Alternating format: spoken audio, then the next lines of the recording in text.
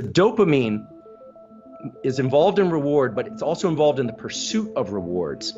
And so as you reach a milestone, or as you tell yourself, I'm on the right track, this friction I'm feeling, this late night, this early morning, this hard conversation with somebody that doesn't feel good, I'm going to tell myself this is for a larger purpose.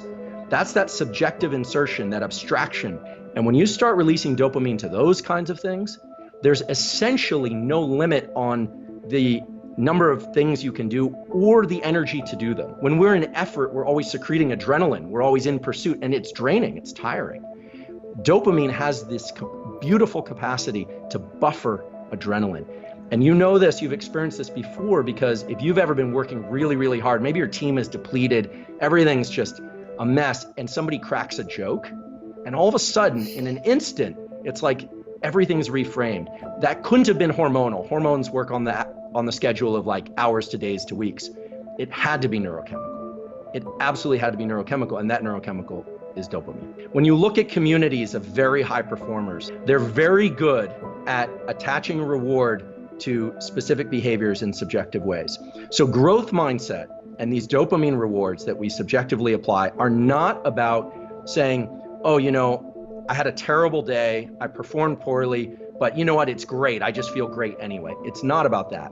It's not about attaching your sense of reward to the ultimate goal. It's about attaching your sense of reward to the fact that you're making action steps that are generally in the right direction. The more you can reward the effort process, the better off you are at building these kinds of neural circuits and these kind of tendencies to be able to lean into anything challenging over essentially any duration. So how does this work? Like, how would somebody do this, right? Well, keeping in mind that adrenaline and epinephrine are all great for getting us into action. This is Mother Nature's way of chemically making us feel kind of agitated. Remember, stress was designed to agitate us, to move us away from things and toward things. But realizing that that's a limited resource, that eventually that same chemical is what makes you have a negative mindset. It feels painful, it's the burn in your body, it's uncomfortable.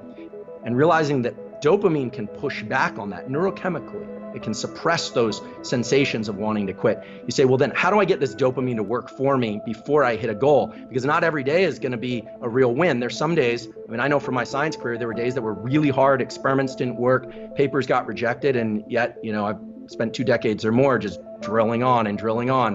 And it's been a sheer pleasure at times. But there's been, you know, some pain points along the way. So what is this process really about, and how would somebody implement these dopamine and epinephrine type neurochemical events in their own life? Well, we all know the example of like wanting to run a marathon. I've never run a marathon, but that'd be a nice goal to have. Let's say tomorrow morning I set my shoes near the door.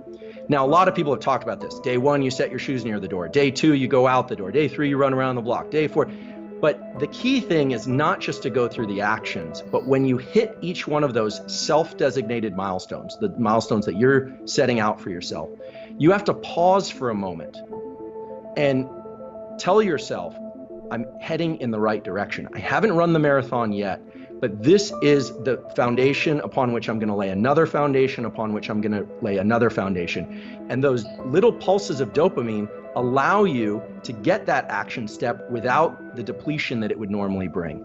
Otherwise, it's like you're spending money. This is like replenishing this bank account that you have, and it's a neural bank account. And so dopamine is the thing that you can control the dosing of. And so if you say, today it's my shoes at the door, but tomorrow it's around the block, and that's it. But that's in the direction I want to go. What you do is you now get those 2 events, plus the next day, the mile-long runner, and so forth, without it depleting you. It actually builds this capacity to build more reward. And this is what you've done. This is what people from elite special forces can do. They know how to make small, simple, physical steps in the real world that allow them to build on these reward circuitries, but they don't get delusional about how they're doing. They know, they keep the end in mind, but they get very micro. They move the horizon in very close. And so if you can move the horizon to something you know you can complete, and you reward that, you essentially are where you were before. You're just as strong, if not stronger, but you're heading in the direction you need to go. You're not depleting, you're not spending out anything. And it feels a little weird because none of us like to reward things that aren't external, but the ability to control these internal reward schedules is everything.